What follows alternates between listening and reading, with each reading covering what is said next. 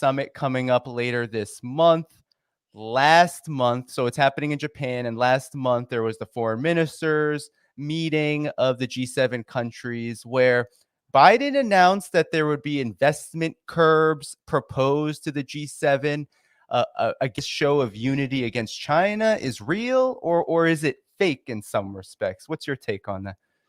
Well, the G7 is nowadays more like the seven dwarfs in the Snow White story. I won't hang the names of each of the dwarfs around each of the leaders, although I could, but I know that you don't like impoliteness on your show. The G7 is not just meeting in Japan, it's meeting in Hiroshima, which is a brave decision to make, given that Japan was, in the lifetime of many people still alive today, some watching this, and just 9 years before I myself was born, had to be turned into a mushroom cloud. So heinous was Japanese fascism, which swarmed over Asia, raping and pillaging and murdering, plundering in all these Asian countries. And of course, costing the lives of 20 million Chinese people. The rape of Nanking and all of that is now our new best friend, such that the seven dwarves are meeting there and doing so in Hiroshima. I don't know if they're going to explain what they did, not once, but twice, in August of 1945. That would be pretty tough to explain, I think. But the G7, as you imply, just like the EU, just like NATO, are divided over the issue of China. The NATO spokesman said this very day that NATO is not preparing joint military plans to deal with China. And I quote, "Only some members of the alliance are doing that." Which on one level was alarming enough, that NATO should reveal that some members of the alliance are doing so, but also revealing of them that some of them don't want anything to do with that. And Macron signaled that during and after his recent visit to China, which coincided more or less with my own visit to Beijing, and I looked on in wonder at these signs of European independence from the US diktat over China. Time will tell. We'll see what the G7 actually decides. There'll be a lot of hot air, but concrete action might be less concrete than that. So we'll have to see. But the EU is divided, NATO is divided, the G7 is divided. And no wonder. We are talking about countries that in some cases literally have no weapons left in their own armories, no bullets left in their own guns, because they've given them all away to the other war, the one being waged against Russia. We are talking about countries whose economies are completely on the floor. And I've been in several European capitals in the last few weeks, and I'm sorry to tell you, genuinely sorry to tell you, that Europe is falling if it has not already fallen. London has fallen, Paris has fallen, Berlin has fallen, perhaps Berlin most significantly because it is the country that is absolutely pivotal to the conflict with Russia. Perhaps France will be pivotal to the conflict with China, and in a good way. We'll have to wait and see. Yeah, indeed, indeed. And what I think what's incredible about this is you mentioned that Europe is struggling mightily because of its involvement in Ukraine, seemingly at the behest of the United States. Today, I believe in the last 24 hours, Qin Gang, the foreign minister of China, was meeting with Annalena Baerbock, his counterpart in Germany.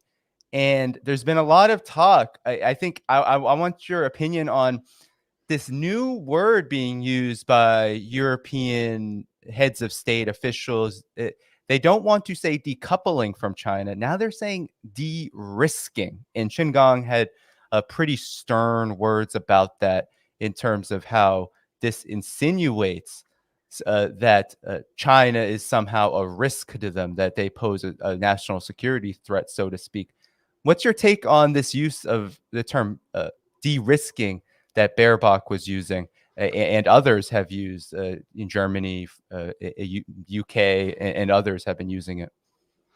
Well, it reminded me of the marriage split involving Chris Martin of Coldplay and the actress Gwyneth Paltrow when they said they were consciously uncoupling. It was clumsy and clunky and ludicrously euphemistic. And I'm afraid changing decoupling to de-risking is, if anything, even more insulting to China than the word it was replacing or intended to replace. Either way you dice it, dealing with China is the least risky thing you could possibly do with your money and your business. China's economy is vaulting forward.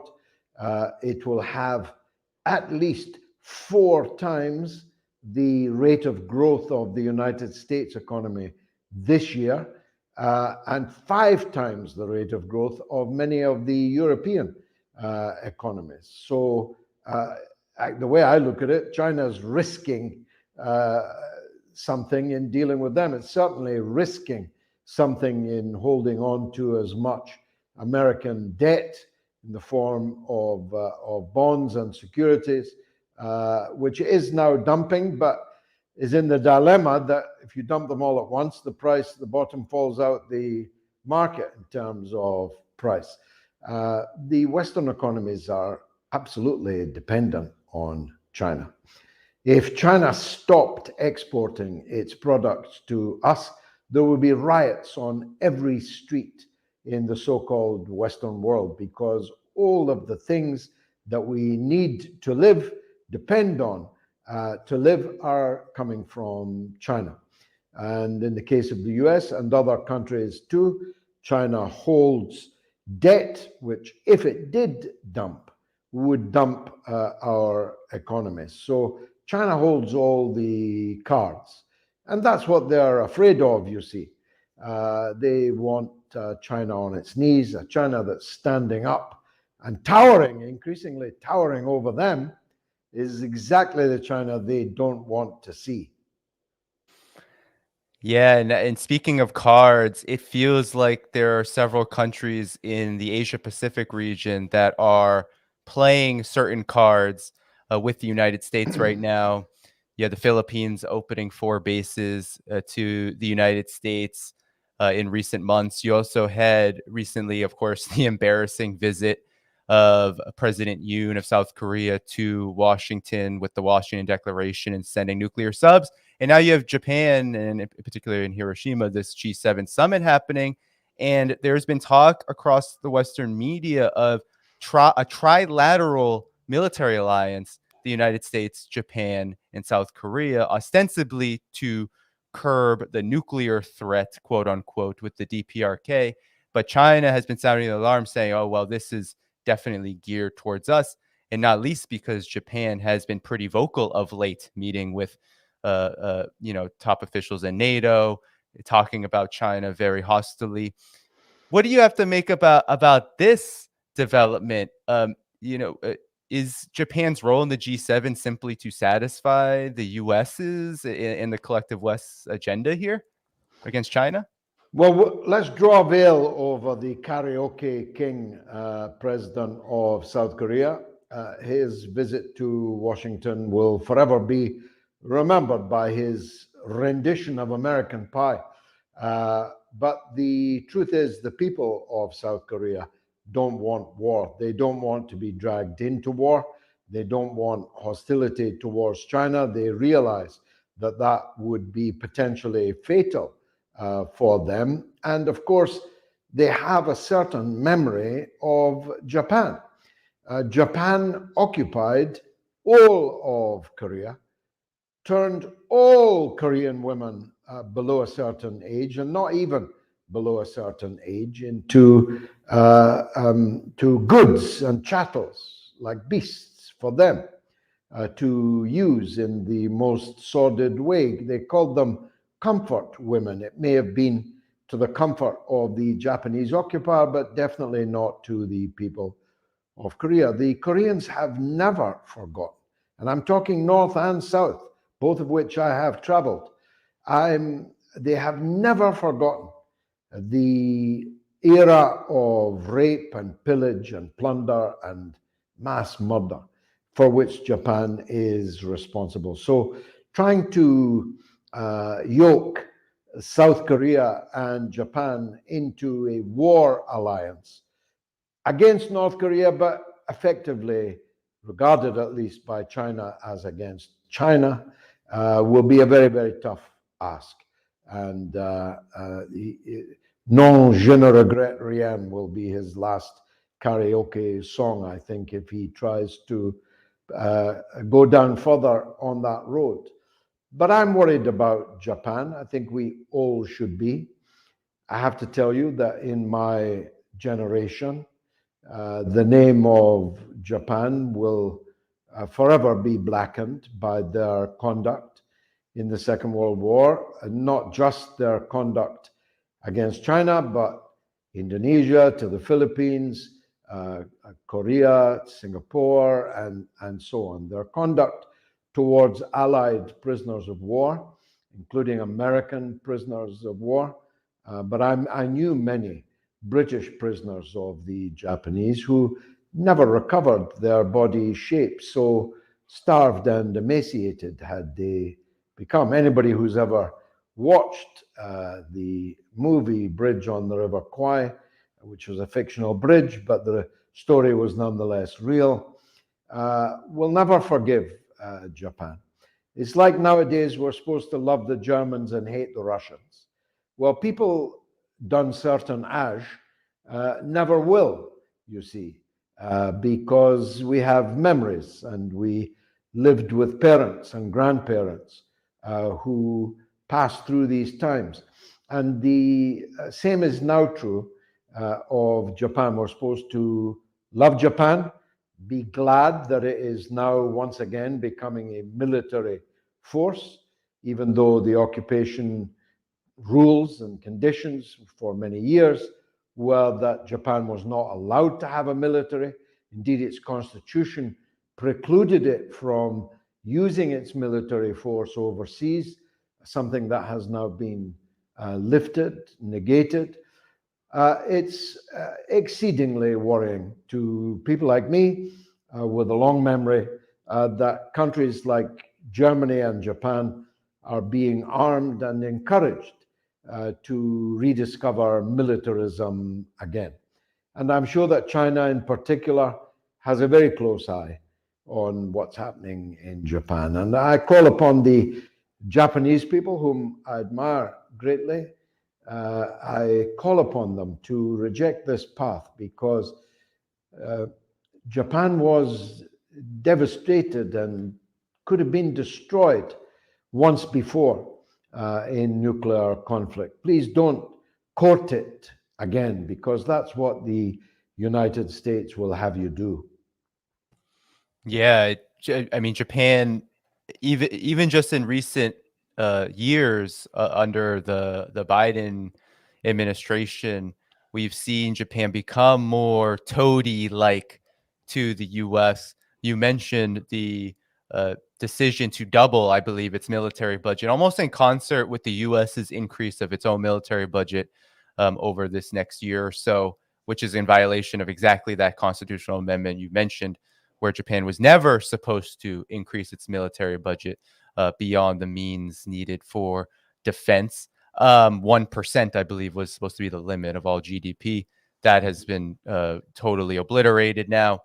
And one of the big things that has been getting attention somewhat, but maybe it deserves more, is the fact that South Korea is on this path of normalization with Japan, giving back its preferred trading partner status, and as well as taking major concessions on this issue of what you just mentioned, the literal slavery that Japanese forces put Korean people under during that war period. I mean, what do you make of this development? It feels like there is this trend toward bowing down to the United States, so to speak. Well, this may be, I'm being kind here, this may be the South Korean way of at least sating the American desires to push them further and deeper into an alliance with Japan. It may be this rather than that, but it could also pave the way to the very military alliance that you are talking about, if it were to be formed. North Korea, which is, of course, a heavily armed and fortified and militarized state, would regard that alliance as a threat to them, as indeed it would be. And China has already said that it would regard that alliance as a threat to them. So it would be very unwise for the people of South Korea to allow their karaoke king leader to take them further into that American pie. It would not taste nicely, that American pie. It would be a bitter, rancid taste if it ever came to pass. Yeah. Now, and last thing with the G7, I just wanted to ask you about this new information of over this past year where the BRICS countries, Brazil, Russia, India, China, South Africa, their total share of world GDP has now surpassed the G7 countries. I remember early in the Biden administration, there was attempts to make the G7 kind of compete with the Belt and Road Initiative. But it appears that BRICS, as this alliance, these countries are growing, but the G7 is falling. Why is this? Why is this happening? Why is there such a divergent trend among the countries of BRICS and those in the G7? Well, partly so many countries are now queuing to join BRICS. We'll have to have another name. We'll stretch the English alphabet, that's for sure, once we have all these applicants and would-be applicants firmly ensconced in the BRICS. But you're right to say the G7 is now dwarfed by the BRICS in terms of GDP, in terms of national income. And if you add the countries that are waiting to join, it will be completely put in the shade. And if you also look at the countries now in the SCO, the Shanghai Cooperation Organization, where more than half of the population of the world and well over half of the wealth of the world are currently engaged, you can begin to see, almost hear, the tectonic plates that are shifting in the economic and political worlds. And this, I'm afraid, is as inevitable as the sun rising and falling. Empires always fade and fall. Sometimes they bring about the fading and falling of their empire prematurely. I think you could say that about the Roman Empire. You could say it about this Western, i.e., American empire. They have made such a series of self-harming mistakes, which harmed a lot of other people too, but also harmed themselves, that they have hastened their own demise. I always put it this way, it's a bit unscientific, I know, it confounds the laws of astronomy, but just because the sun was rising in the east, it didn't mean that it had to set in the west. We could have had two suns, or we could have all got closer together and basked under the one sun. It was the west that decided that, like Canute, they would rail against the rising of the sun in the east, oblivious to the fact that all of the noise in the world will not stop that from happening.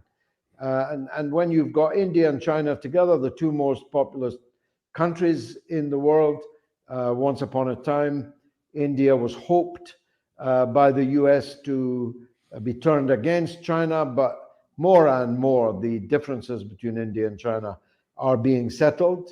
The relationship between Russia and India and Russia and China make an unbreakable Eurasian world island. And when you add Iran, when you add Venezuela with all of its great treasures, oil and gas treasures, when you look at the untapped potential of oil and gas resource still under the deserts and in the waters of the candidate countries for the BRICS, you begin to see that the West will look more and more like a museum, that the people of the East will come and visit as tourists, and we'll be selling ice cream to them. Because what do we have? All we have is our culture. All we have is our languages, our history.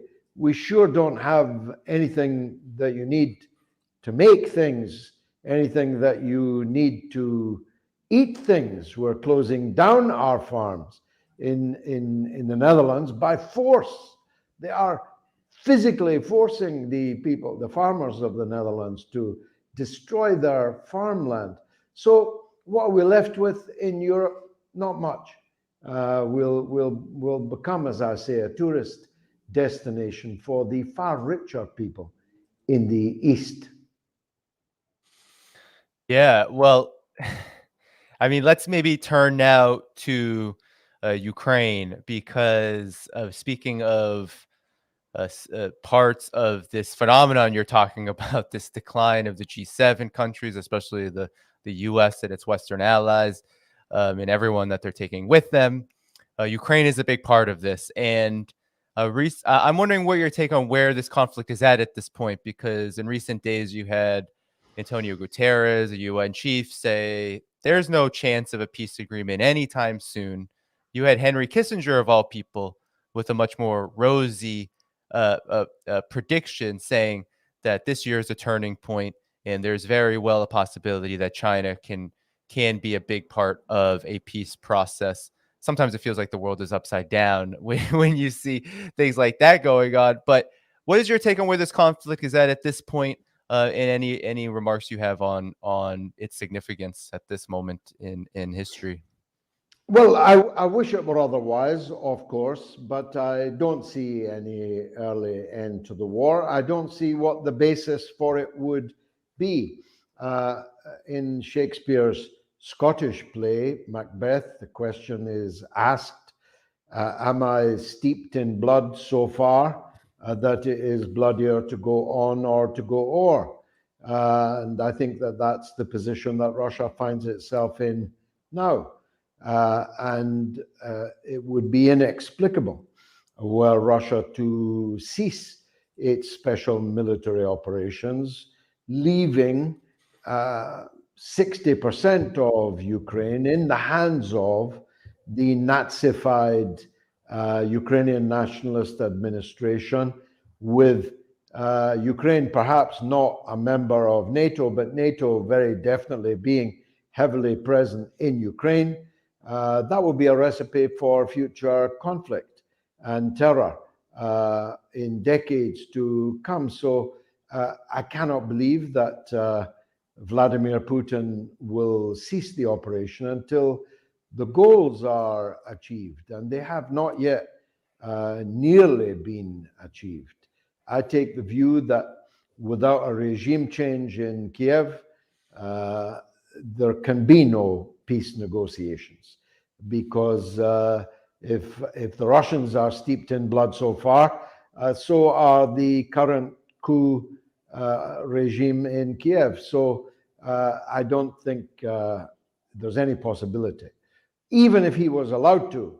And it's a moot point because I don't think Zelensky wants to anyway. I don't think the people around him want to in any case. But if he did, the US and Poland and the United Kingdom and the other most warlike parts of NATO would not permit it. So it seems to me that this war, I'm sorry to say this genuinely, will continue until a military victory followed by political change in Kiev is achieved.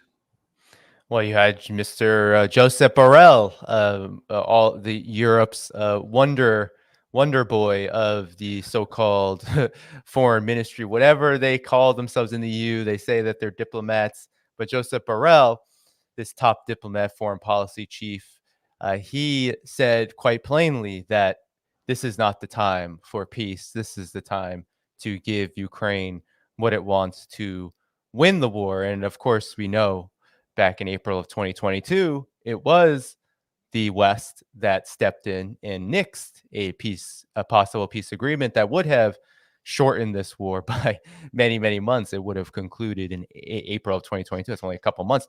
But I wanted to actually transition. I know that we have limited time here with you. So given that there isn't this um, really any impetus for peace, especially on the side of the West. What do you have to say about this Victory Day debacle? May 9th, of course, is every year is kind of this very special day around the world. Some celebrate May 8th, I believe, in certain parts of the world, especially the former Soviet republics. But it's the Victory Day against fascism, against Nazism during World War II. And you had something very interesting happen where you had Russia thank China, thank the United States. You had Putin thank China, the United States, and every ally that fought on the side against Nazism. And then you had Ursula von der Leyen and Vladimir Zelensky celebrate Victory Day by declaring a Europe Day and not mentioning the Soviet Union, not mentioning Russia, right? They used it as a chip against Russia. What do you have to make of this, given what you said earlier about your connection to those who fought in the war, and this all important question of how do we celebrate Victory Day and how it's been politicized? Well, von der Leyen's father and grandfather were fighting on the other side, of course. So you can imagine a little bit of humility from her might have been in order, but she doesn't do humility. Many German people marched on Victory Day. One even managed to get the banner of victory back up on top of the Reichstag, now known as the Bundestag. If I knew who that was, I couldn't tell you, or I'd have to kill you.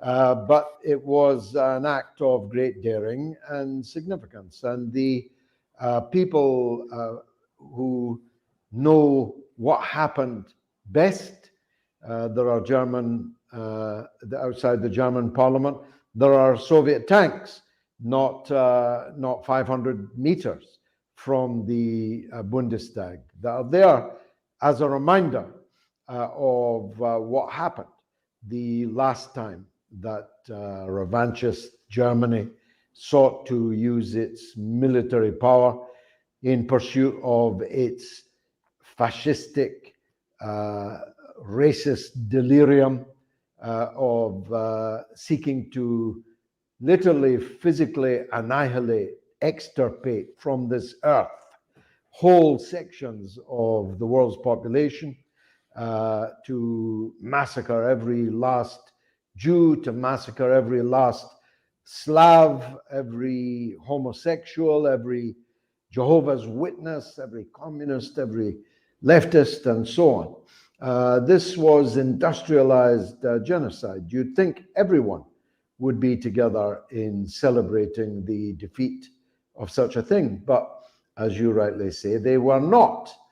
As General Zhukov, the victor at Berlin, pointed out at the time, we have liberated Europe from fascism. Europe will never forgive us. And indeed, they never did forgive the Soviet Union, the Russian people now. They never did forgive them because this was a major and eternal feather in the cap of the Russian people, of the Soviet peoples, that can never be taken away from them. They can set up new days, call them Europe Day, I don't know. Maybe Europe Day is going to commemorate all the countries that Europeans colonized and slaughtered and enslaved.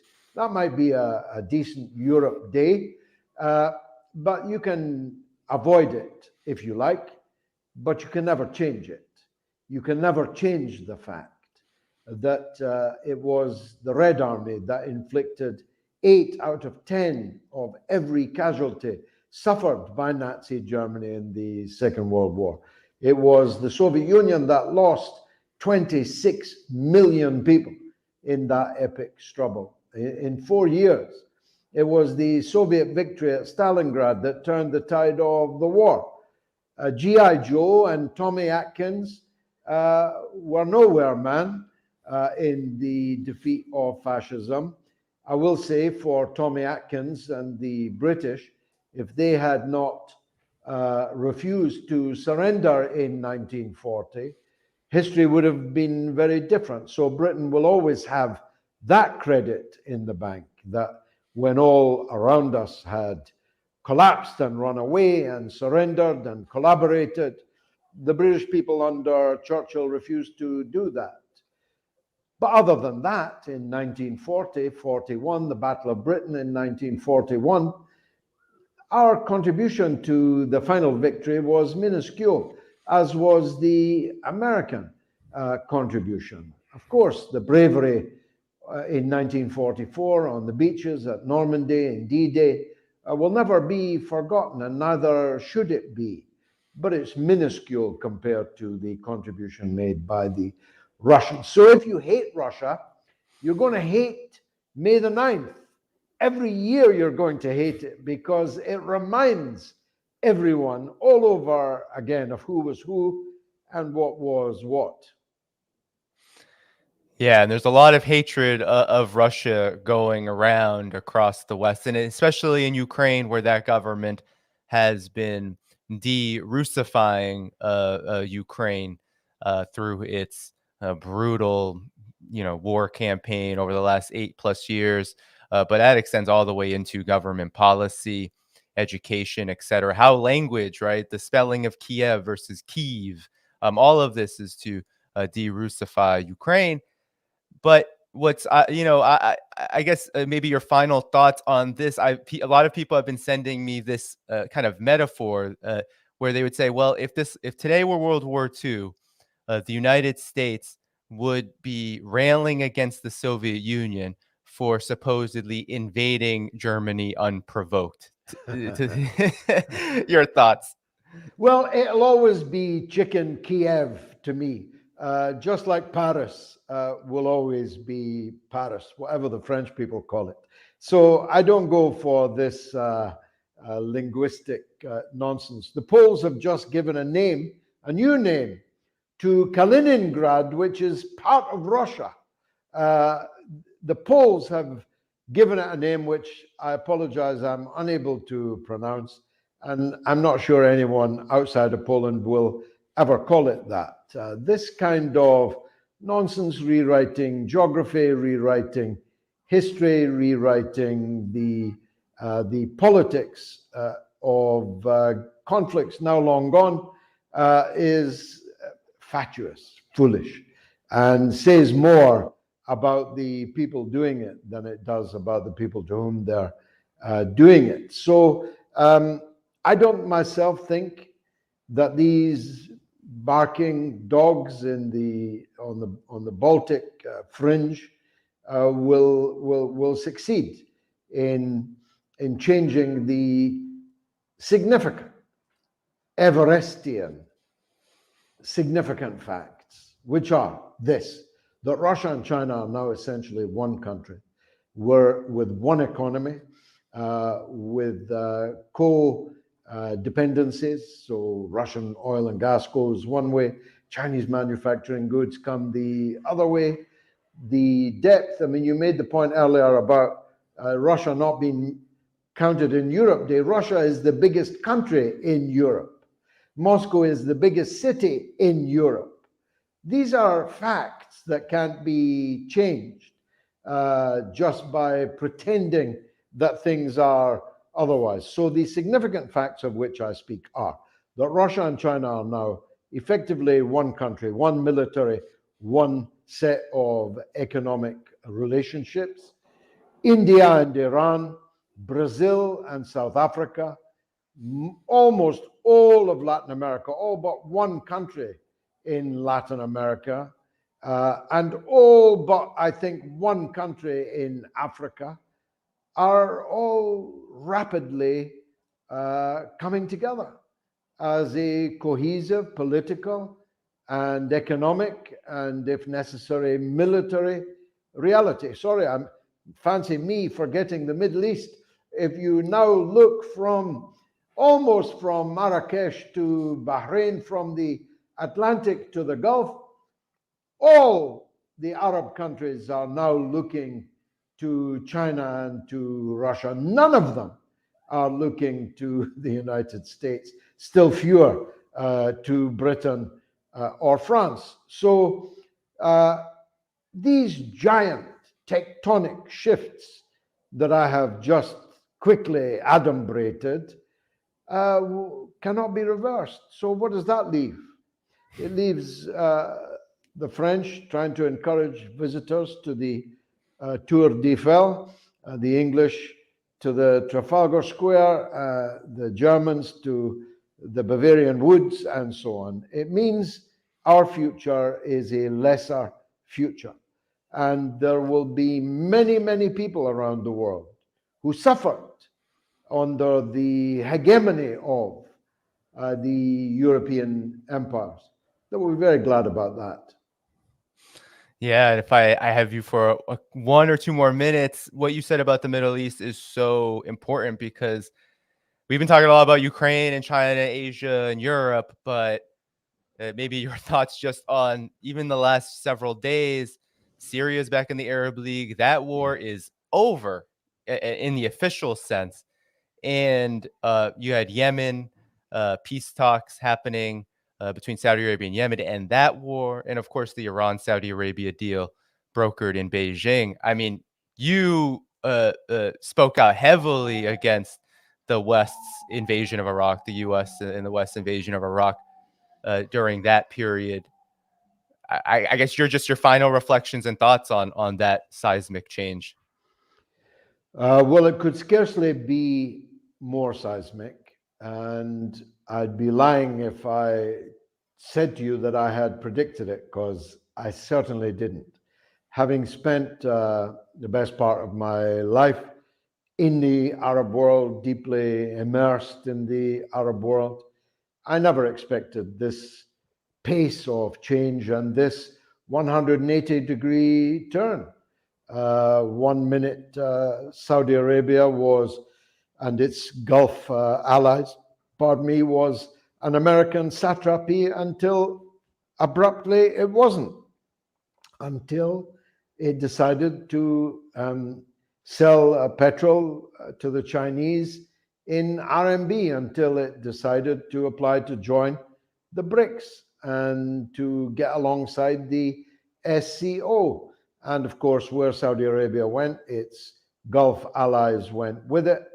That meant automatically an end to the murderous conflict in Yemen that has cost the lives of so many people, both directly as a result of the war, but also from famine and disease, cholera, and all the four horsemen of the apocalypse were riding across Yemen. Suddenly that's over. I spent 10 years of my life trying to get people to pay attention to the conflict in Yemen. And now it's over, just like that. The Americans are furious that it's over. I didn't know whether to laugh or cry at the Americans denouncing the Arab League's readmission of Syria to its ranks. The idea that the Americans can decide who's in the Arab League, the clue being in the name, is laughable, really, but they did it with a straight face. Your Foreign Affairs Committee in Congress issued a very grave pronunciamento about how awful this was. They didn't seem to see the irony in a country thousands of miles away, whose influence on the region is now practically nil. I mean, you know what I think would be an interesting exercise? Because if I tell you the biggest television station in the Arab world right now is RT Arabic, Russian, in Arabic. That's the biggest station, bigger than Al Jazeera, bigger than any of the others. RT Arabic is the biggest TV station. I think if you put up Voice of America in the Arab world now against Russian Arabic media services, nobody would listen to the American one except to laugh at it. Nobody would watch the American except to laugh at it. That's how comprehensive the change has been.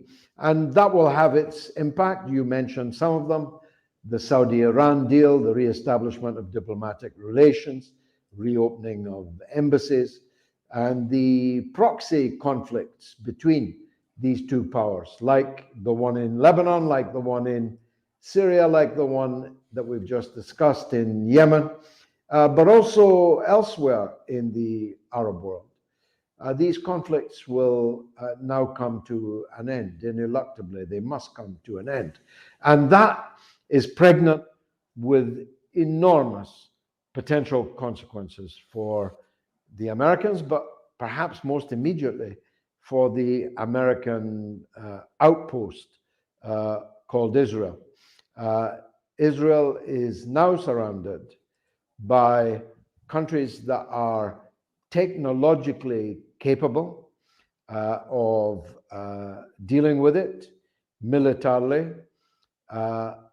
increasingly united, and with, if you like, a center of gravity in Eurasia that they did not have before. Israel only has an America that is overstretched, overreaching.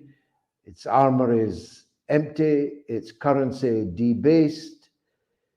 You know, if we had time, I'd give you the benefit of my reading on the collapse of the Roman Empire. The Roman Empire collapsed because it overstretched, it overreached, it debased its currency. It could no longer butter the parsnips of the ruling elites in the satrapies that Rome controlled. It could not keep them happy on the periphery.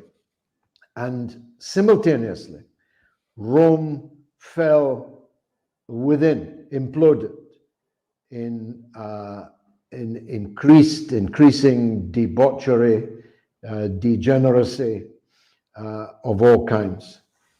If that doesn't sound familiar to your American viewers, I don't know what else I could say. Thanks, Danny, very much for the Yeah, interview. no. Thank you for taking the time out. Indeed, a better world is in birth. And of course, Rome is burning 2.0. So it's really good to be with you today, Mr. Galloway. And please come on again at any time. And I'll be sure to be in touch with you and have a great show coming up. What time does that start? Well, 9 p.m. UK time, so in 45 minutes. All right. Well, I will probably end my program in about 45 minutes, so I'll be sure to All send your folks viewers should over switch to over to you. this. Exactly. Everyone will be going to MOATS after this. All right. Well, Thank thank you you. so much for coming on, and I will talk to you soon. Thank you, Danny. Bye-bye. Okay, so that was a great conversation. And we'll have to do it again sometime. So that was really fun. We were short on time. Well, you know how I do. I like to be with guests for an hour and a half, but he's a very busy guy. George Galloway is. So he has a program coming up in 45 minutes. So it was great to have him for as long as I did. With that said, everyone, keep liking the stream. I'm sticking around probably for another 45 minutes. I want to cover at least a story, if not two. Let's see how I do. We have a couple of things I want to cover. So please do hit that like button. Keep here. Keep your whatever you're doing. Keep yourself here. Like the stream, subscribe to the channel, hit that notifications bell. I'll take this off for now. And of course, I am still raising funds for upgraded equipment. Next stop is new computer device, which can be quite expensive. So if you do support this work, please do go to patreon.com/Dhaiphong. There are annual memberships, lots of perks. You can ask questions of guests. We were short on time, so I didn't have time to ask George any questions today. But you can sign up on Patreon. You can sign up annually on Substack. Be sure to be on there for free if you cannot do annual memberships there. You can also do one-time options in the link tree in the description. But please do subscribe if you can at patreon.com/Dhaiphong. With that said, everyone, let's get to the story. So I had a couple things I wanted to cover. Let's see if we can get to both. But first, I want to talk about Russia being sanctions proof, because this is a big reason why, one, the US and the collective West cannot stop talking about China, why they can't seem to focus on one area. It's because what they're trying in each of these areas, Russia and China, doesn't work on its own. So they think if they pile it on to both Russia and China, if the neocons can get their way at the same time, then maybe there will be a cumulative effect which will benefit them. Lo and behold, it's not really working with Russia.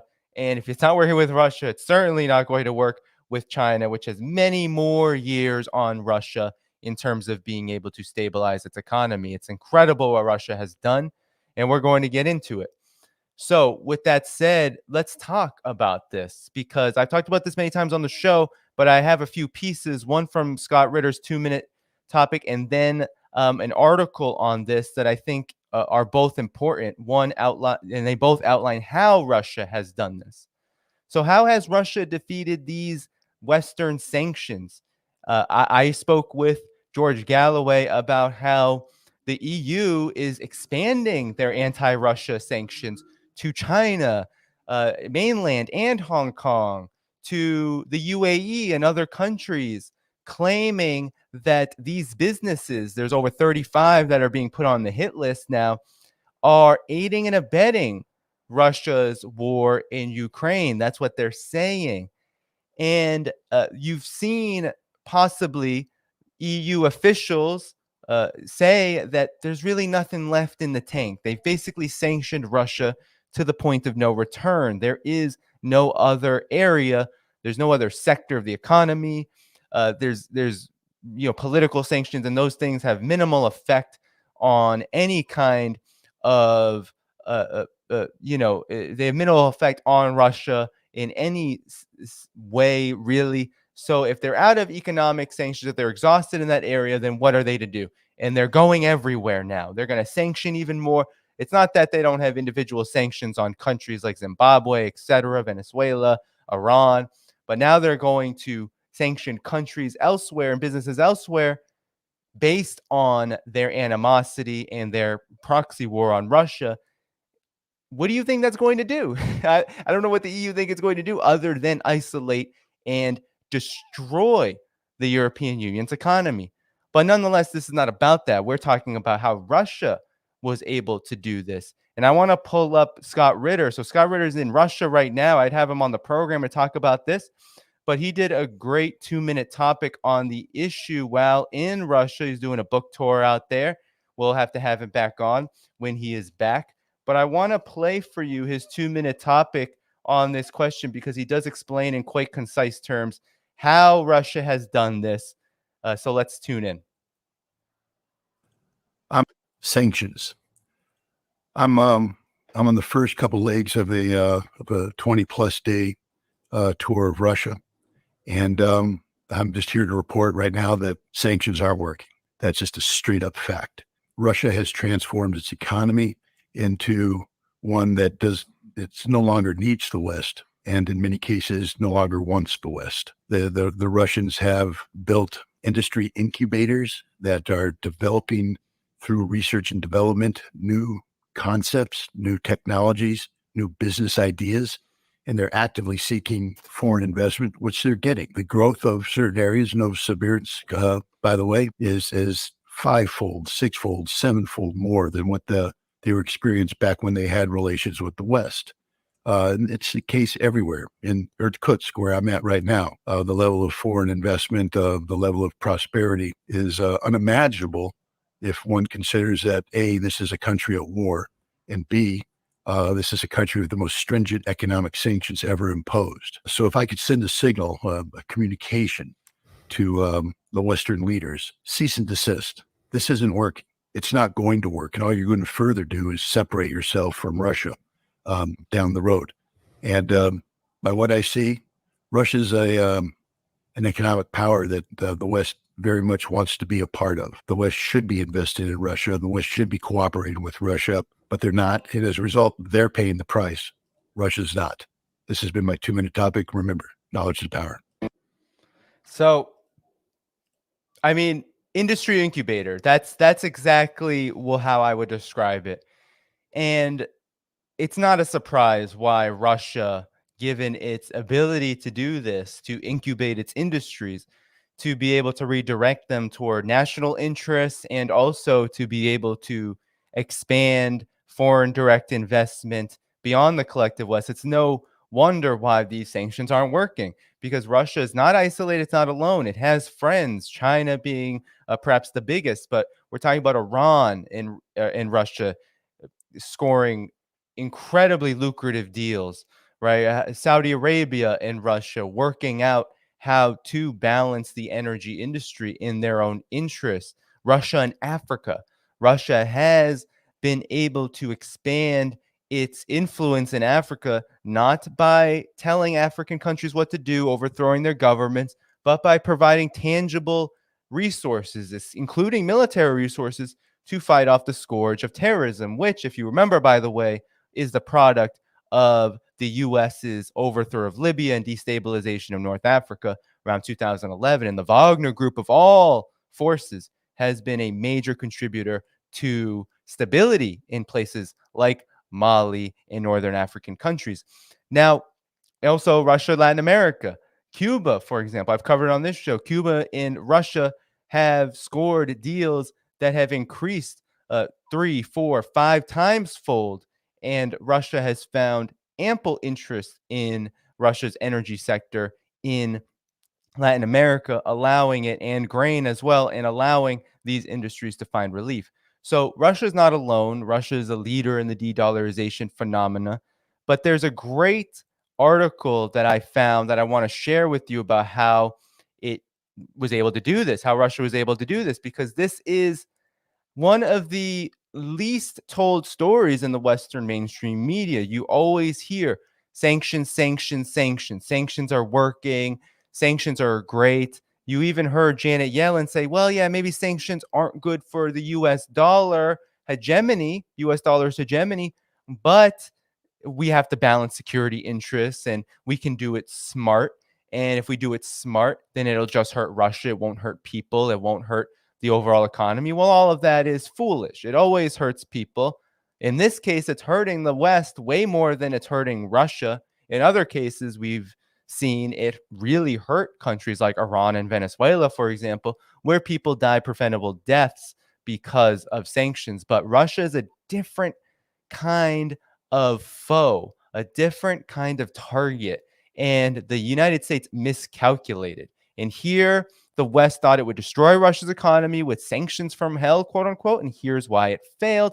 The hybrid economic war was supposed to bend Moscow to the will of the US and its allies, but it seems they overplayed their hand. And indeed, that's exactly what it is. It's overplaying your hand. The United States and the West did not have the capacity, one, to win this war in Ukraine militarily, and two, it didn't have the ability to exert economic dominance to win the war. And that was the big miscalculation. But Vladimir Putin reached for a familiar line of reassurance. Every cloud has a silver lining, as he commented on the slew of sanctions imposed by Moscow, by the West and its allies in recent years. They are, quote, a powerful step towards greater economic and financial sovereignty, which is crucial, end quote.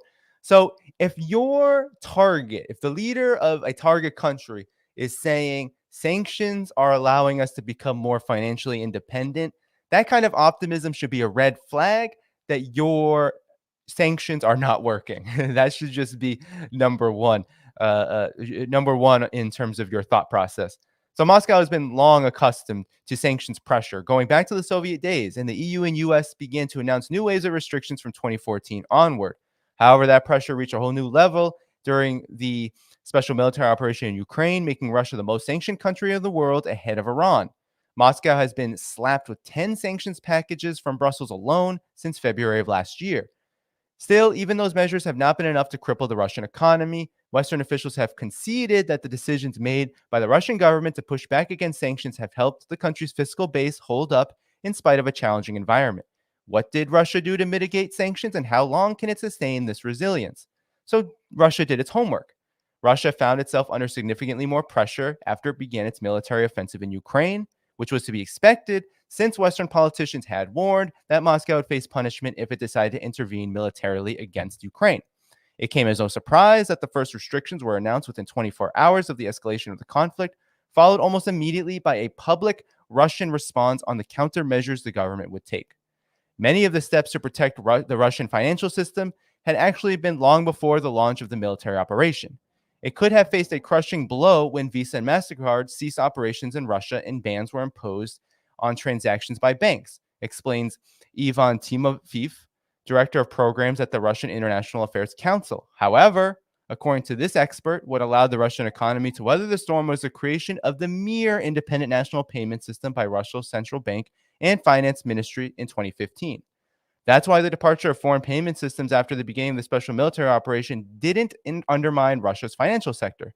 True, there was a shock, but it was very short-lived, and it was quickly overcome, said Timofeyev. So Russia already had an independent financial system developing. It might not have been to the level of complete independence, but it was enough to provide a cushion from the sanctions that isolated Russia's financial system. So, as Timofeyev notes, a substantial factor which helped the Russian economy were measures taken by the central bank to prop up the ruble. After the foreign exchange and stock markets responded to Western sanctions with significant volatility, the Russian currency sank to a record low 121.5 rubles to the dollar in March 2022. On February 28th, the central bank demanded that Russian exporters sell 80% of their foreign currency to convert it into rubles, seeing it as a necessary measure to boost the supply of other denominations on the domestic market and thus alleviate pressure on the ruble. Now, remember, the United States, through its collective West vassals, basically stole billions of Russian assets, of these dollar reserves.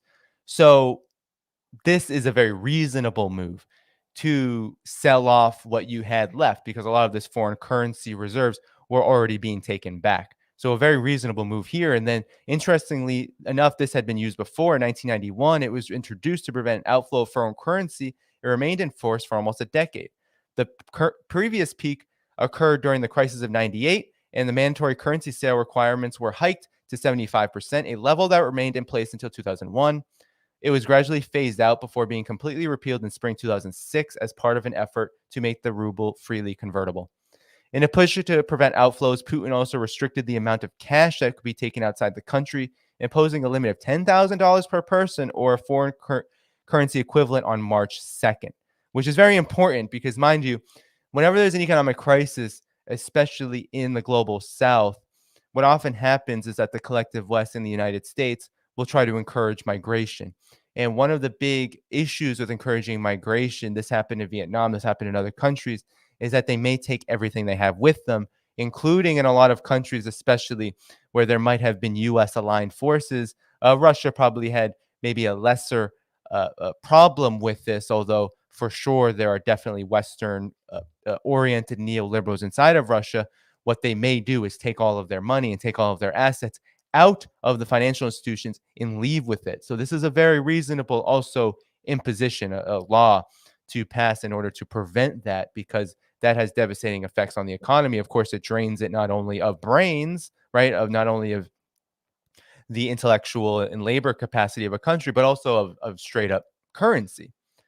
So, meanwhile, higher oil and natural gas prices, coupled with declining imports last year, resulted in an unprecedented deluge of foreign currency on the Russian domestic market, supporting the ruble and offsetting higher prices of imports now coming from other suppliers, according to Valery Mironov, Deputy Secretary of the Center for Development of the Higher School of Economics in Moscow. As a result, the dollar sank to a 7-year low to 50.1 rubles by June. A number of foreign exchange restrictions have been lifted as oil prices and natural gas exports have declined, which led to a weakening of the ruble in December. The exchange rate had dropped to 73.8 rubles to the dollar by the end of the year and is now level between 72 to 75 rubles. In January, the finance ministry entered the foreign exchange market to implement the fiscal rule and compensate for falling oil and gas budget revenues. The ministry does have funds in its coffers which provide a stable ruble in 2023. Some of the December and January demand for foreign currency had to do with temporary factors such as Russian businesses buying out foreign companies that were exiting the Russian market, Mironov explains. So business is everything, the rest is nothing. So on the day of the special military operation beginning, February 20, 2022, the Central Bank of Russia raised the key interest rate from 9.5 to 20% to leverage growing depreciation and inflation risks. Following that decision, banks began to raise interest rates on deposits and loans. Putin instructed banks to secure the interest rate in all contracts signed prior to the central bank's decision. The growing interest rates, however, didn't affect small and medium-sized enterprises because special loans for these companies became available in March, which didn't depend on the official rate. So that's really interesting. And I think it's important to note here that there's often a lot of criticism of central banks, right? Central banks bad, central banks are bad. And look, a lot of central banks around the world, not least the Federal Reserve, are basically owned by Wall Street. They're basically owned by the big multinational banking sector, private banking sector, and they do operate as leeches of the real economy and as, of course, leeches of the state, right? To depreciate the state, to put it under austerity, and also to do whatever it takes to pad the profits of the banks. Here you see, though, when a government decides to take the reins and say, no, the central bank is going to wield its power to the benefit of a stable society and for the people. And that's exactly what is being described here.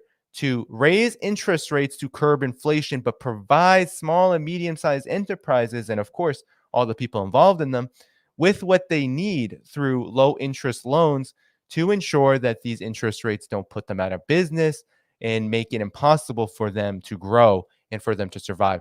And so that is what it means for a government and for maybe a central bank to be involved in the interests of the people rather than, of course, the corporations that often do control them, especially in the European Western world. So in August, the Prime Minister Mikhail Mishustin signed a decree on subsidized 4.5 and 3% loans for businesses restructuring or development. They involved a 3-year program, and loans can be taken up to 10 years. The priority recipients have been small and medium enterprises working in farming, logistics, and the hotel industry. SMEs could also adjust their payment plans during a period of up to 6 months. Since March 2022, tax offices have not filed bankruptcy lawsuits against companies that owe taxes and fees. The Russian government also extended a moratorium on scheduled inspections for small businesses. Exceptions were made in cases where the business activity in question could pose risk to the life and health of its citizens. According to Mironov, measures to support Russian businesses were introduced with the primary goal of saving jobs. The government wanted to avoid a scenario where external pressure would remove people's means of earning a living. Measures to support the labor market, training, subsidies were promptly readjusted to reflect the need of the economy. Some 440,000 jobs were saved thanks to a program which involved deferring payments of insurance premium for organizations whose core business activity was included in the list of sectors affected by sanctions. As a result, in the third quarter of 2022, the number of Russians living in poverty dropped to 15.3 million compared to 16 million in the third quarter of 2021. So poverty actually decreased during this period where you would think massive sanctions would cause an increase in poverty. Many economists believe that the introduction of parallel import system played a role in sustaining the Russian economy amid sanctions pressure. The Russian government authorized the import of certain types of foreign-made products into the country without the consent of the relevant trademark owners. Importing these products in circumvention of official distribution channels was no longer punishable under Russian law. The list of goods covered by the parallel import schemes developed by the Russian Ministry of Industry and Trade includes cars and car parts, electronics, household appliances, clothing, footwear, cosmetics, musical instruments, watches, furniture, paper, cardboard, industrial equipment and supplies, pharmaceuticals, and other products. The list of parallel imports regularly expanded. For example, on Monday, IKEA, Hasbro, Mattel, Nintendo, Logitech, Zanussi, Wall, Tommy Hilfiger, Giorgio Armani, and other brands were added. The main goals of parallel imports were to supply high-demand goods to the Russian market and stabilize prices. A decision was also made to set additional inspection posts at checkpoints at the Russian border to improve performance and accelerate critical imports. In addition, accelerating the overhaul of 300 border crossings and expanding their capacity was planned. Marinov notes that by the end of 2022, the availability of parts, raw materials, and supplies domestically had been restored to pre-crisis levels, and the share of businesses that don't rely on imports had risen from 9% to 16% in June 2022. The total volume of imports was relatively low, around 17 billion by the end of November. This figure is under 10% of total imports in goods and services in the second to fourth quarters, according to the Federal Customs Services. Still, it allowed large numbers of companies to secure critical parts and to continue production. So there you go. Russia did everything it could to continue imports in creative ways so that these companies were not missing the parts they need. Because if that's what sanctions can do, if you do not have certain raw materials that you can only get elsewhere, then you have to create a system where you get these parts in some form or another, whether it's domestically or whether it's finding ways around the sanctions. And that's what Russia did. So helping the IT industry, many support measures targeted the IT sector. Numerous major hardware and software vendors such as Cisco, Siemens, and IBM have left the Russian market, revoked their licenses, and canceled updates. These steps increased the vulnerability of electronic systems in Russia, adding that Russian IT exports were also affected due to payment restrictions and personal sanctions. So the government allocated 21.5 billion rubles to support this sector. High-tech companies don't have to pay income tax for the next 3 years, and there's a ban on inspections by government regulators. IT businesses can now take loans at just 3% per annum. A move aimed at encouraging and facilitating the implementation of at least 75 digital transformation projects. The government also increased the maximum amount of grants provided for project implementation, and companies can now expect to cover 80% of project costs, with the figure rising to 100% for certain startup programs. With a total of 14 billion rubles earmarked for this purpose, the measures aim at boosting import substitution, reducing the negative effects of sanctions, and preventing brain drain. So there you go. Again, this is about the government of Russia coming to the aid of the economy in a way that protects its most important sectors. Russia is not trying to be simply a commodity exporter forever. All economies, whether they're capitalist, whether they're socialist, whatever they identify in terms of the economic system, a big goal, a common goal is to prosper, is to grow, and is to move from low value added goods to higher value added goods so that your economy prospers. It's very logical. It makes a lot of sense, right? But what the collective West has done in a lot of places around the world, a lot of African countries, a lot of countries in South America, the Caribbean, and even much of Asia, is that they have imposed an economic model which says debt and austerity and monocrop, monocommodity economies is the only way forward. And that has kept a lot of these countries in disparate poverty, in extreme poverty, something that China has eliminated and which countries like Russia and India have made great progress in reducing. And so this is a big move, a big part of that.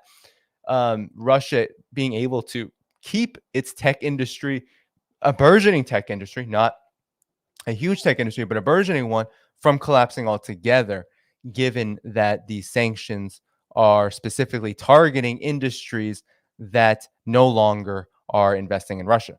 So, commenting on results of sanctions against Russia, John Kirby, coordinator for strategic communications at National Security Council in the White House, said that U.S. authorities will undoubtedly help limit the ability of Russia to equip its armed forces. It may take some time, and usually sanctions don't have an immediate effect.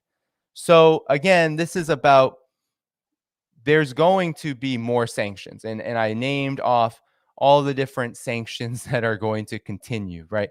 There's going to expand. They're now moving these anti-Russia sanctions abroad. It's getting really desperate. They're going beyond Russia, right? And you've heard for months, China, are they going to supply weapons to Russia?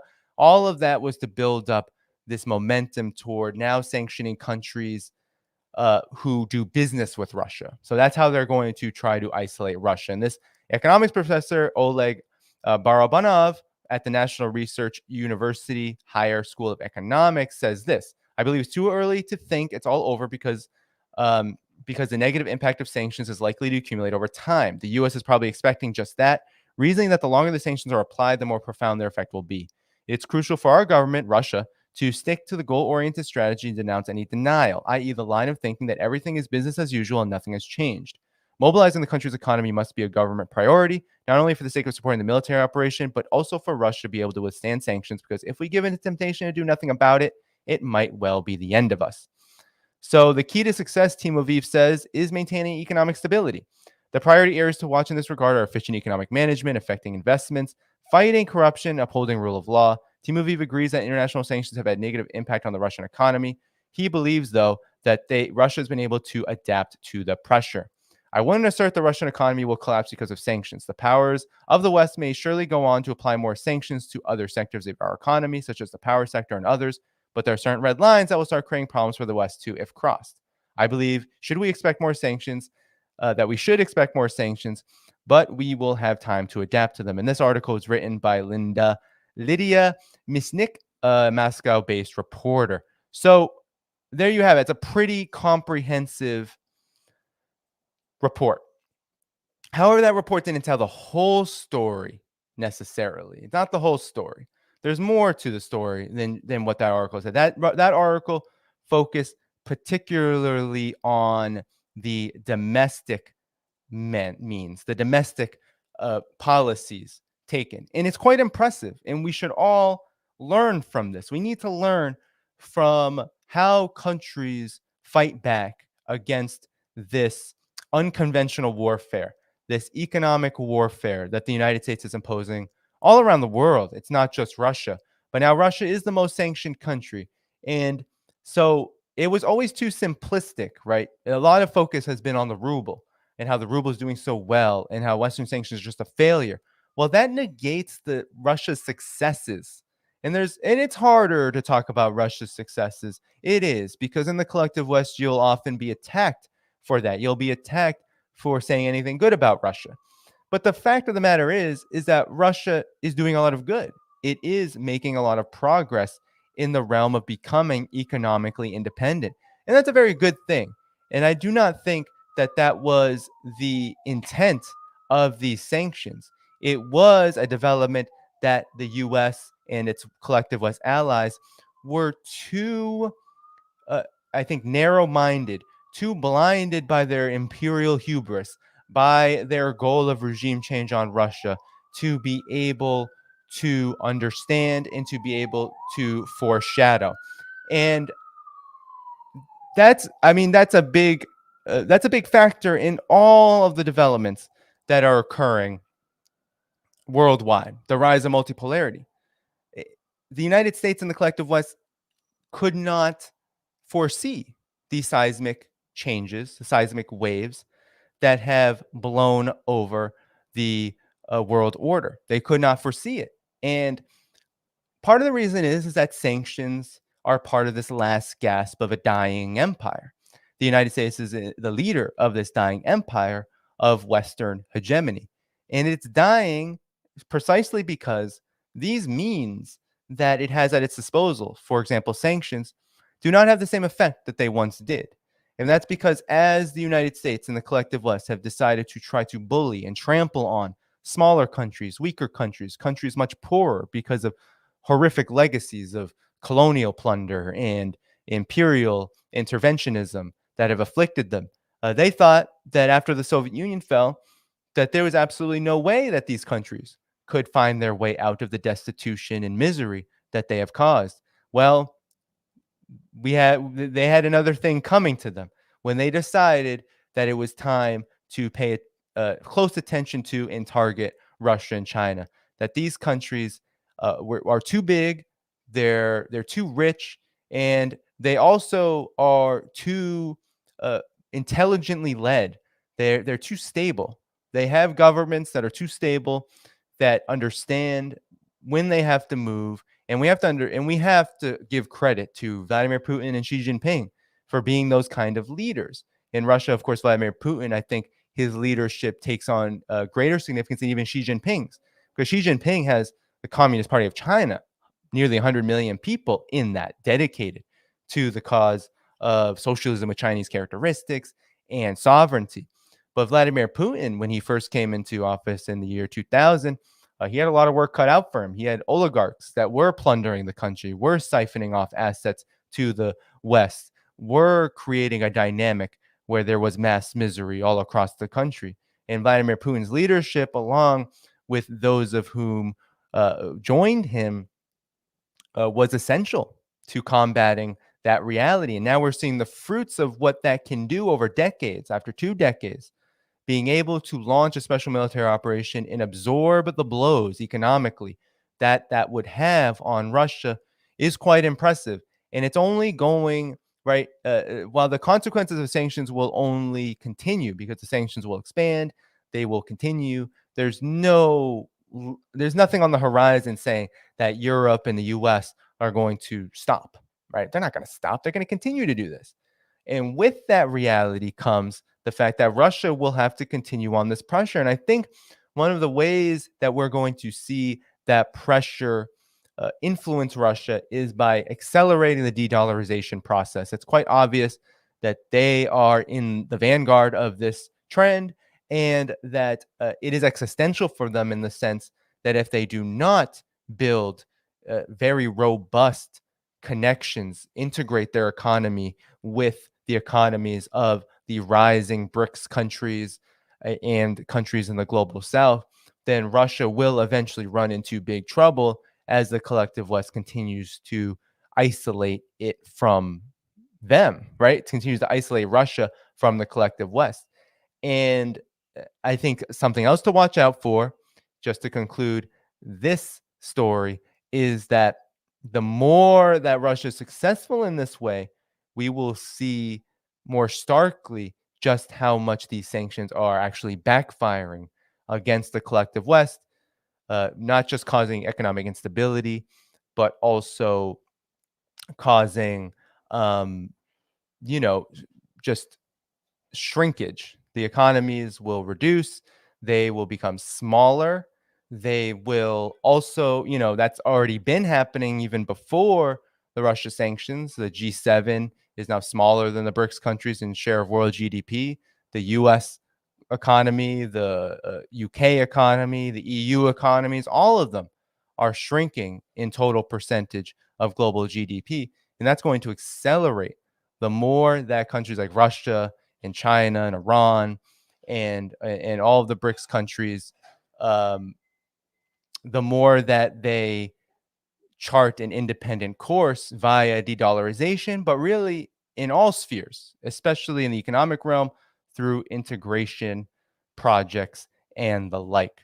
So that's what we have to look forward to in the coming months and years, as this conflict is likely to have reverberation over that period, if not longer, and the sanctions are not going to stop unless there's some kind of massive change within the United States and the collective West.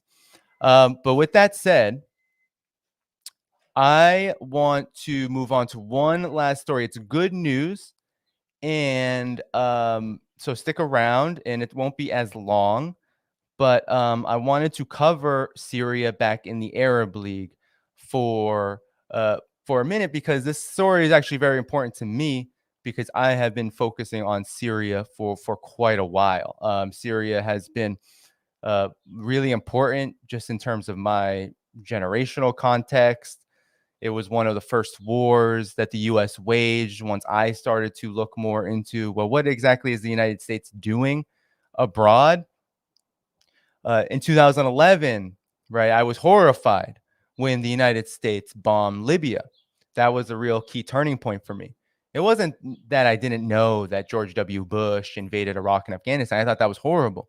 But growing up in a Democratic Party majority context like I did, I believed that the United States was now on the up and up under the Obama regime. I voted for him with my first vote at 18 years old, and I said, oh yeah, change is coming because everyone's telling me that it is. I was 18. I didn't know anything else. How could I?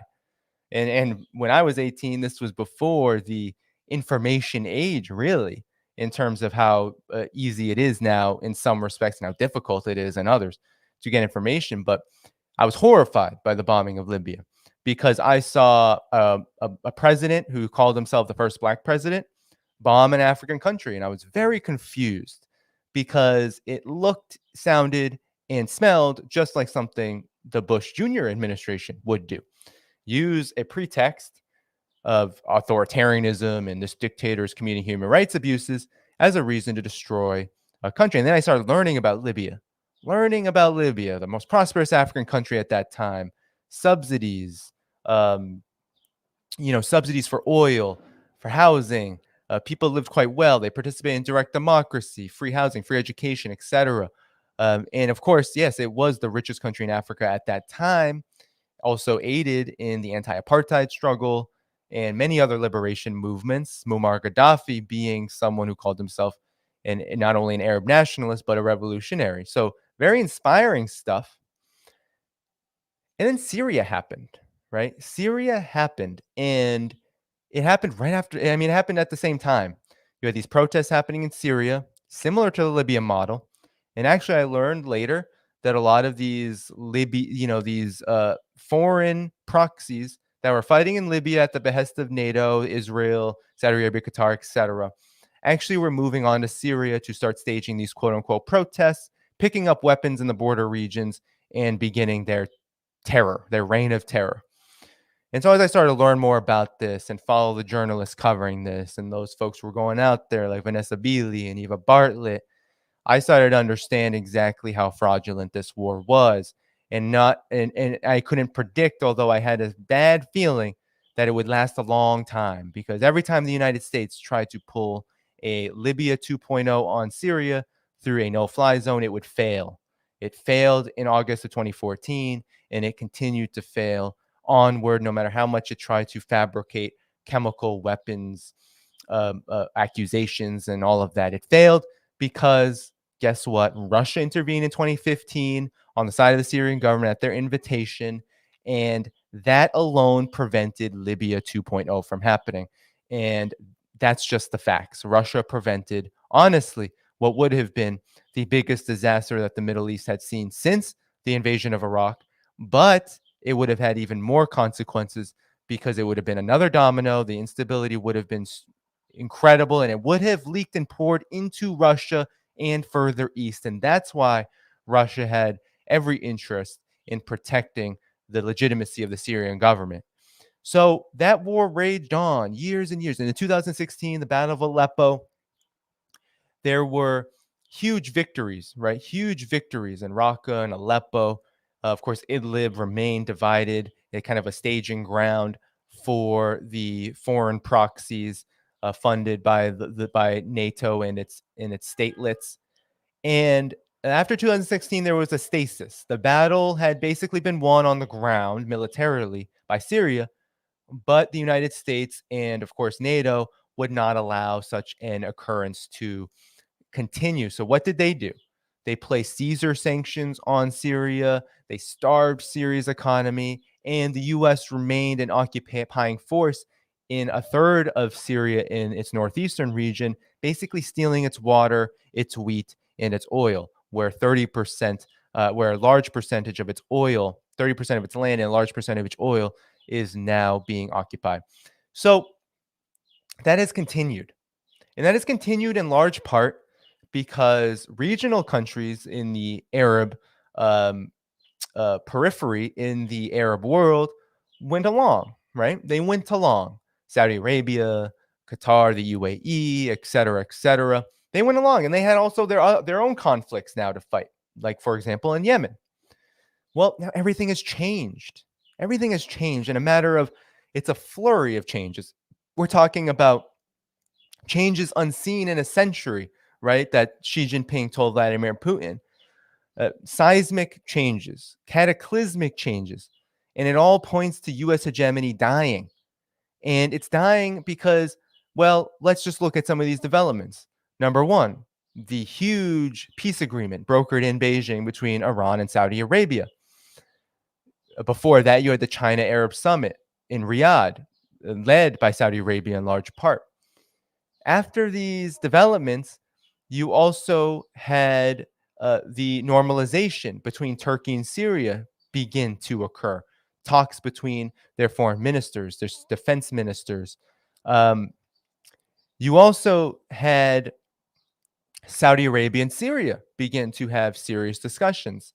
And now, in just the last couple of days, you've had Syria readmitted back into the Arab League in conjunction with the end of the Yemen war. So you had two intense wars backed by the United States, and in a matter of months, the war on Yemen, which was largely U.S. backed, led by Saudi Arabia, and the war on Syria now over with its readmittance into the Arab League. And why is it over?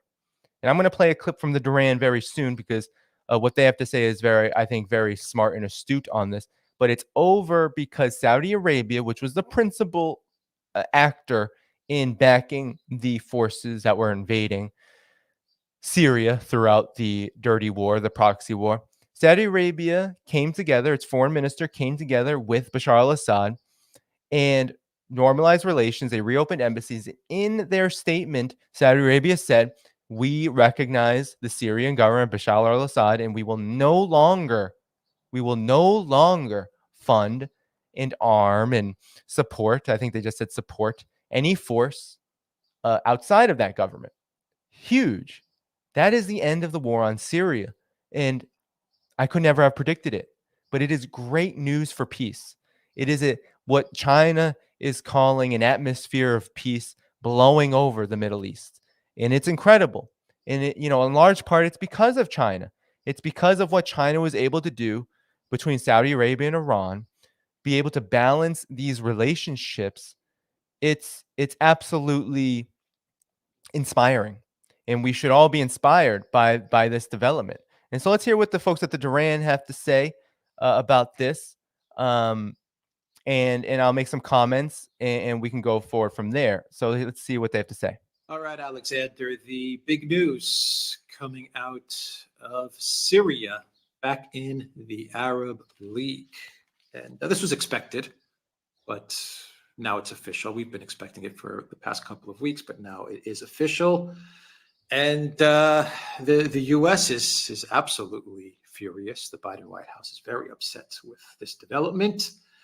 But the Arab League, it seems like they don't really care. They're not so concerned with the warnings and angry rhetoric coming out of Washington, which I think is a story in and of itself. Yes. But Syria is back in the Arab League. Let's talk about it, because I mean this is the end of the Syrian war. I mean, if you want to put your finger on the date when the Syrian war ended, this decision confirms it. There is no real fighting any longer going on in Syria. There are certain areas of Syria which are still outside the Syrian government's control, but they are not controlled by insurgencies that are fighting the Syrian government. They're occupied, they're territories that are occupied by outsiders, by the Turks in the north and by the United States in the east. Now, the Turks are trying to disengage. They're trying to find ways of extricating themselves and leaving these territories and doing a deal with Damascus in order to achieve that. So that part of the war is going to end very soon. That only leaves the American occupied territories in the east, which straightforwardly, it's now just a question of the US being there. It's no longer, as I said, part of any kind of civil war. That is finished. Assad won. He survived. He survived with the help of the Russians and the Iranians. He came very close at one point to losing. He never panicked. He never fled. He never lost his cool. Apparently, there were moments when the insurgents were just a couple of hundred meters from his palace, his residence, but he never left. He saw it out and he's won. And he's now reintegrated fully into the Arab League, the Arab family of nations. He's now once again best friends with the Saudis and all those. So he is the big winner in the Syrian war. The other big winner, of course, is Russia and, of course, Iran. And, of course, the Iranians now have their rapprochement with the Saudis going, and the Saudis have seen the way this has all worked out with Assad winning in the way that he did win, and they've changed their alignments. They've decided that they're going to distance themselves from the US. They're going to go with the Chinese and the Russians. They're going to rebuild their relations with Iran. They're going to seek peace with their neighbors. They're no longer prepared to work with the US in the way that they did. We've discussed that side of things extensively in our programs. But this decision to readmit Syria into the Arab League, which could not have happened without the agreement of the Saudis, that is conclusive. That seals both the fact that the Syrian war is over and that Assad has won, and the realignment of Saudi Arabia away from the United States. I mean, that's just the facts, right? The facts is that there has been a realignment. And that's another thing that I don't think any of us, I mean, perhaps there are people a little more astute than me who could have seen that coming. But I just remember over let's say the first 10 years of the dirty war on Syria, there was no movement. Saudi Arabia was very committed. Saudi Arabia disconnected and completely severed ties with the Syrian government. Saudi Arabia was funding and arming these proxies. And Saudi Arabia was then engaging in another war in Yemen. It was really, truly overextending itself.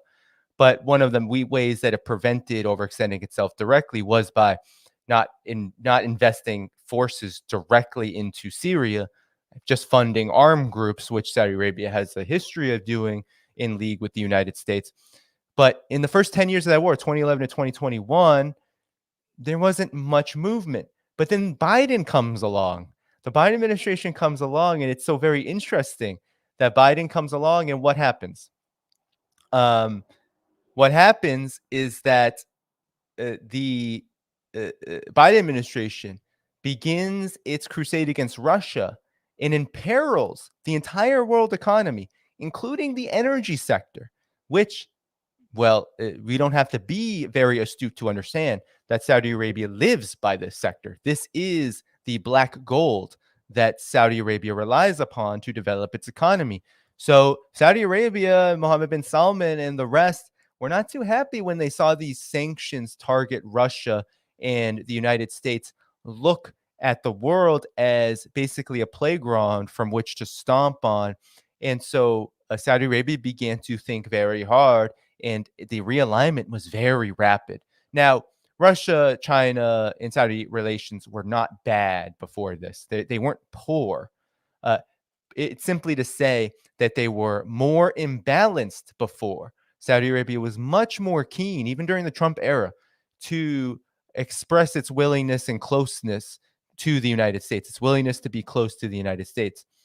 That's no more. Those days are over, right? The fact that Saudi Arabia was willing to normalize in China with Iran, which has been in Saudi Arabia's mind a sworn enemy, that is a huge deal, both based on sectarian purposes, based on political reasons, also based on economic competition, and also based on Saudi's mission for a long time to scratch the US's back so that it could also get scratched.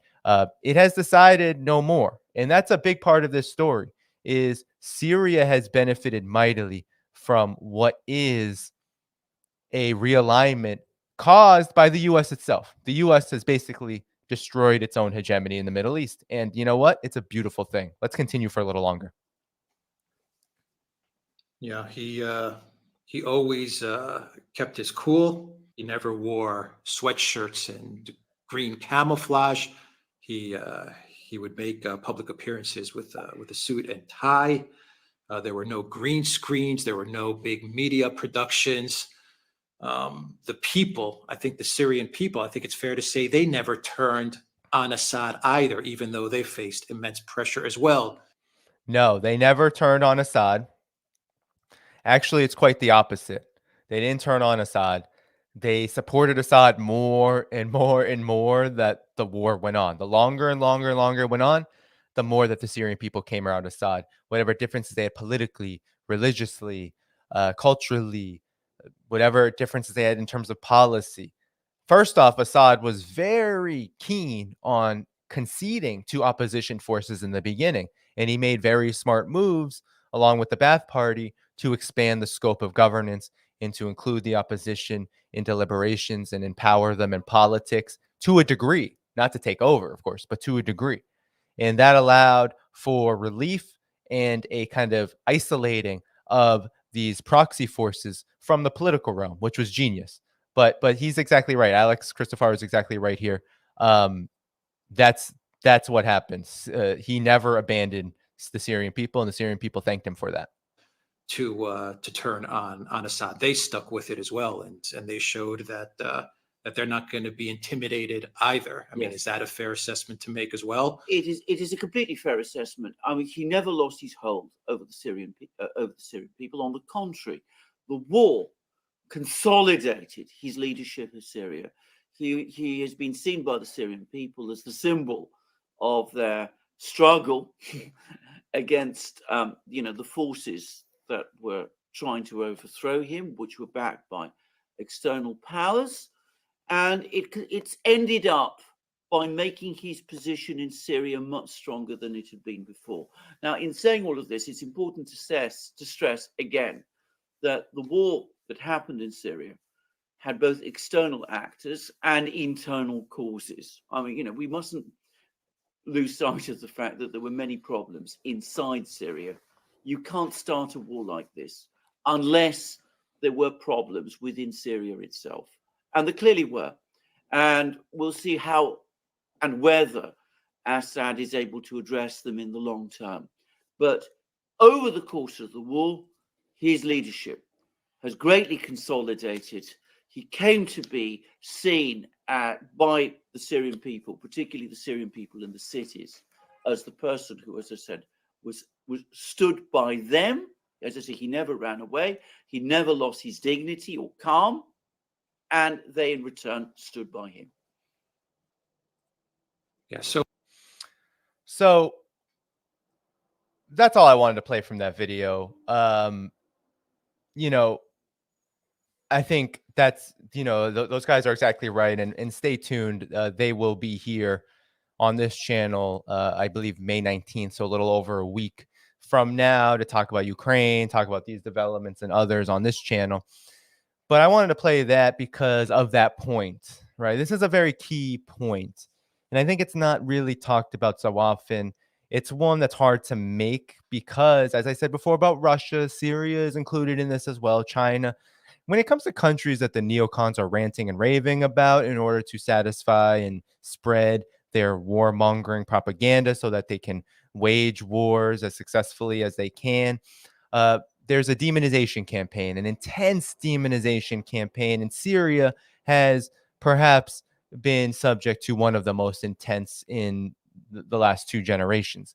The allegations of being an Assadist just for challenging U.S. propaganda, the allegations that Assad was butchering his own people, was just some dictator, all was meant to get the Western populaces behind a completely and utterly dirty war, which also had its very significant possible consequences given Russia's participation in this conflict as well, right? We can see Syria as a precursor to Ukraine in a lot of ways because Russia became involved in Syria and changed the calculus to the extent that the United States and its NATO forces, its allies, had to now contend with Russian forces on the ground, fighting ISIS, fighting these so-called jihadists, these proxies of the Gulf countries, of Israel, and of the United States, the CIA, and the Pentagon themselves. They were funding these forces directly.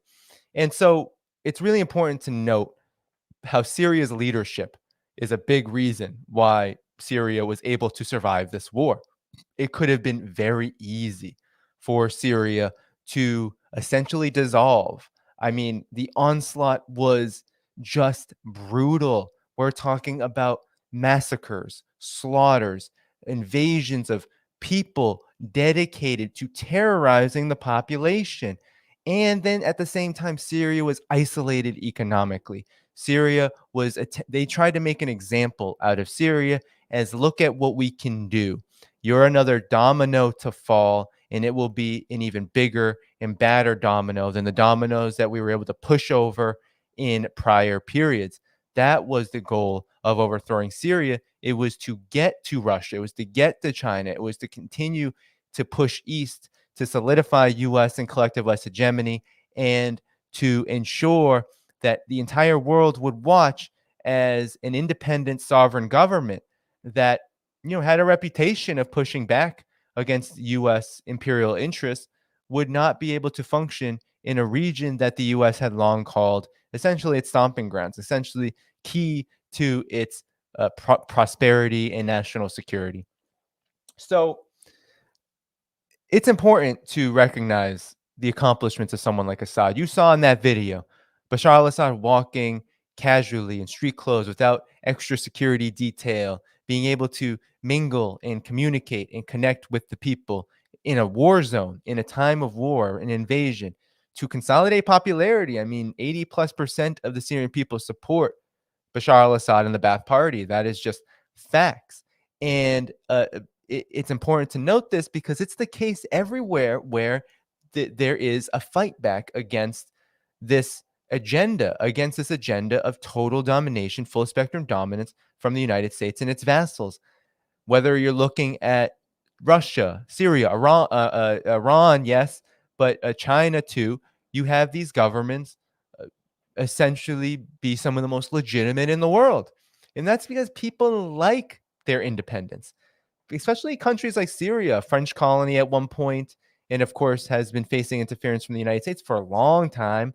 Even pre-war on terror, there was CIA interventionism inside of Syria. When you have that dynamic, when you have that history, right, it's important to note that people are going to like a fight back. So if Syria and Bashar al-Assad were going to take the reins and say, well, we are the rightful defenders of the country and of the people, then you better believe that the Syrian people are going to respond with unity and with resistance. And that's what they did. And it's such a beautiful moment now that it's coming to fruition, that their effort was not in vain, that now the globe is changing with their struggle. And that is the hope and the aim, I think, all countries that are resisting this scourge should aim for. Syria is really inspirational. It's one of the reasons why I got into this work in the first place was because of Syria's steadfast resistance, that other countries, right, were not able to do that. Were not able to muster that kind of resistance because conditions were different. But Syria was able to take stock of the situation and was able to leverage its partnerships. And Russia was smart enough to understand that Syria was existential for it. And China was also smart enough to understand that Libya was a big debacle and that Russia and China did not fulfill their duties at that time because they misread the US's unhinged neocon interventionism. They did. They underestimated it. They believed truly that a no-fly zone was not an act of war. And then they learned that it was going to be used as an act of war in Syria. And so, lessons like Yugoslavia, lessons like the first Iraq invasion, all these lessons are ones that need to be taken stock of. And Syria, China, Russia, they've all learned them, right? They learn these lessons and they learn them to the tune of fighting back successfully. And so it is a beautiful moment that Syria is now back in the Arab League, that Syria is ready to reintegrate itself into regional affairs, that it is no longer under the same kind of threat regionally, that Israel looks like the most isolated country in the Middle East at this point, and that the United States' hegemony in this region is declining. That its hegemony is not just declining, but actually in many ways, it's over, right? Its hegemony is over. It doesn't have It doesn't have what it had a decade ago, 2 decades ago. It doesn't have the legitimacy. People don't want it. People don't want US dominance. So that's the end of that story. All right. And so I'm actually going to close up shop now. And with all that said, it's been a great stream. Thanks for tuning in today. I should be back probably this weekend. Be sure before you go to hit that like button, to hit that notifications bell, subscribe button. Make sure you're following this work. Head over to MOATS with George Galloway if you haven't already. And I'll probably be back this weekend. And be sure also to support this channel. Patreon.com/Dhaiphong. That's the best way to support it. You can help me cover some of the costs of maintaining this work, the technology and everything needed to do it. And with all that said, everybody, I didn't get to shout out super chats today, but I do want to express appreciation to all those who provided super chats, all of those who are Patreon members already, Substack members already, and of course, all of those who are YouTube members. Thank you all so much. Thanks to all the moderators who came out today for this afternoon stream. And I will be back this weekend. Take good care. Bye-bye.